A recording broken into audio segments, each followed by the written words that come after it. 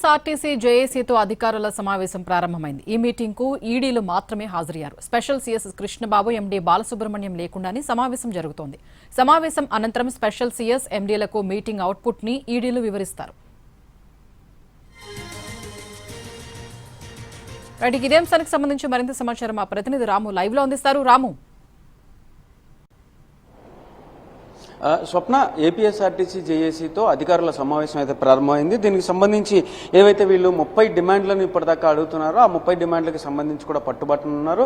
అలాగే దీనిలో ఏవైతే ఫైనాన్షియల్ ఐటమ్స్ ఉన్నాయో వాటన్నిటికీ సంబంధించి కూడా వీళ్ళ పిఆర్సీలు కావచ్చు, డిఏలు కావచ్చు, అలాగే ఇప్పటిదాకా వాళ్ళ ఏవైతే జీతాభత్యాలు కావచ్చు వాటన్నిటికి సంబంధించి కూడా పూర్తిగా పాలసీ డెసిషన్ అని చెప్పి కూడా చెప్పినట్టుగా, అంటే ఈడీలు సమావేశంలో మొట్టమొదటిగా ఆ విషయాల గురించే ప్రస్తుతం పాలసీ ఆధారంగా డెసిషన్ తీసుకోవాలి, అది ప్రభుత్వం తీసుకోవాల్సిన నిర్ణయం అని కూడా క్లారిఫికేషన్ ఇచ్చారని అయితే తెలుస్తుంది. ఇంకొక పక్కన ఏవైతే బస్సులు కొనాలో ఆ కొనుగోలుకి సంబంధించిన విషయంలో కూడా ప్రైవేట్ వ్యవహారంలో ఈ ఎలక్ట్రిక్ బస్సులు ఏదైతే ప్రైవేట్ వ్యవహారం ఉందో దీనికి సంబంధించి ప్రైవేట్ కాదు, ఏదైతే స్త్రీ శక్తి సంబంధించి ఏదైతే రీయింబర్స్మెంట్ వస్తుందో ఆ 300 కోట్ల రూపాయలతో మనం బస్సులు కొనుక్కోవచ్చు కదా అని చెప్పేసి ఒక అంశాన్ని అయితే మాత్రం వీళ్ళు ముందు ఉంచినటువంటి పరిస్థితి అయితే ఉంది. ఇంకొక పక్కన చూస్తే కనుక స్త్రీశక్తి పథకానికి అవసరమైన మేర బస్సులు పెంచడం, అలాగే ఖాళీల సంఖ్య ఏవైతే ఇప్పటిదాకా 15,000 ఉద్యోగాలు ఖాళీలు ఉన్నాయో, ఎవరైతే రిటైర్ అయిపోయి వెళ్ళిపోయిన వాళ్ళు కావచ్చు, ఇంకొక పక్కన ఇంకా ఉన్నటువంటి భర్తీ చేయాల్సినటువంటి ఖాళీలు ఏవైతే ఉన్నాయో అవి కావచ్చు, మొత్తం కలిపి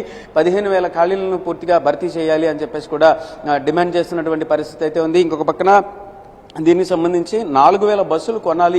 4,000 బస్సులు కొంటే కనుక ఇటు డ్రైవర్లు కావచ్చు, అలాగే కండక్టర్లు కావచ్చు, వాళ్ళ సంఖ్యను కూడా పెంచాల్సినటువంటి పరిస్థితి ఉంటుంది. ఇంకొక పక్కన మెకానిక్ షెడ్స్లో ఎవరైతే మెకానిక్లు కావచ్చు, ఇంకొక పక్కన బస్ డిపోలలో రిటైర్ అవుతున్న వాళ్ళు, వీళ్ళందరూ కూడా క్షేత్రస్థాయిలో రిటైర్ అవుతున్న వాళ్ళు ఎవరిని కూడా ప్రస్తుతం రిక్రూట్ చేయకపోవడం కూడా కొంత ప్రైవేటీకరణకు సంబంధించినటువంటి అనుమానాలకు తావిస్తుంది అనే విధంగా కూడా జేఏసీలు అయితే తమ అభిప్రాయాన్ని వ్యక్తం చేస్తున్నటువంటి పరిస్థితి అయితే ఉంది. ఇంకొక పక్కన దీనిలో ఏవైతే జేఏసీ మెమొరాండంలో ఉన్నటువంటి డిమాండ్లు, అలాగే విద్యుత్ బస్సుల కొనుగోలు, మెయింటెనెన్స్, విద్యుత్ బస్సులు అనేవి ప్రైవేట్ నిర్వహణలో కాకుండా వీళ్లే కొనుగోలు చేసి వీళ్లే మెయింటెనెన్స్ చేసుకోవచ్చు, దీన్ని ఒకసారి ఆలోచించాల్సిన పరిస్థితి ఉంటుంది అని చెప్పినటువంటి పరిస్థితి అయితే ఉంది. అయితే ఏదైతే జీసీసీ మెథడ్లో ఇప్పటికే దాదాపు 8 డిపోలను సిద్ధం చేసినటువంటి పరిస్థితి అయితే ఉంది. 4 బస్సులు 4 డిపోలు ఆల్రెడీ పూర్తి స్థాయిలో సిద్ధమయ్యాయి, మిగతా 8 కూడా సిద్ధమైపోతున్నాయని చెప్పేసి తెలుస్తుంది.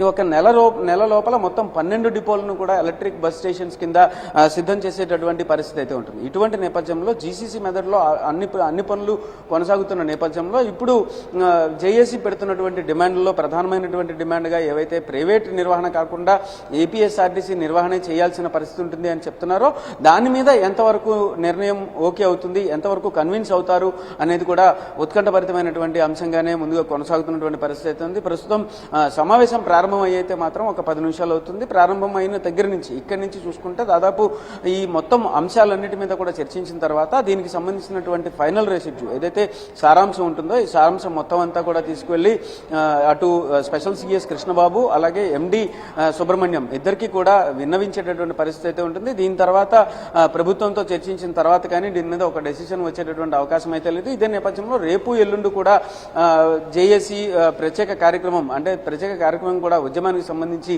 తలబెట్టినటువంటి పరిస్థితి అయితే ఉంది. మొత్తం అన్ని డిపోలలో కూడా పూర్తి స్థాయిలో కార్యాచరణ చేయాలి, కార్యక్రమాలు నిర్వహించాలని చెప్పేసి కూడా వాళ్ళు నిర్ణయించినటువంటి పరిస్థితి అయితే ఉంది. ఏదైనా మొత్తానికైతే మాత్రం అధికారులతో ఏపీఎస్ఆర్టీసీ జేఏసీ సమావేశం అయితే ప్రారంభమై ప్రస్తుతం కొనసాగుతుంది.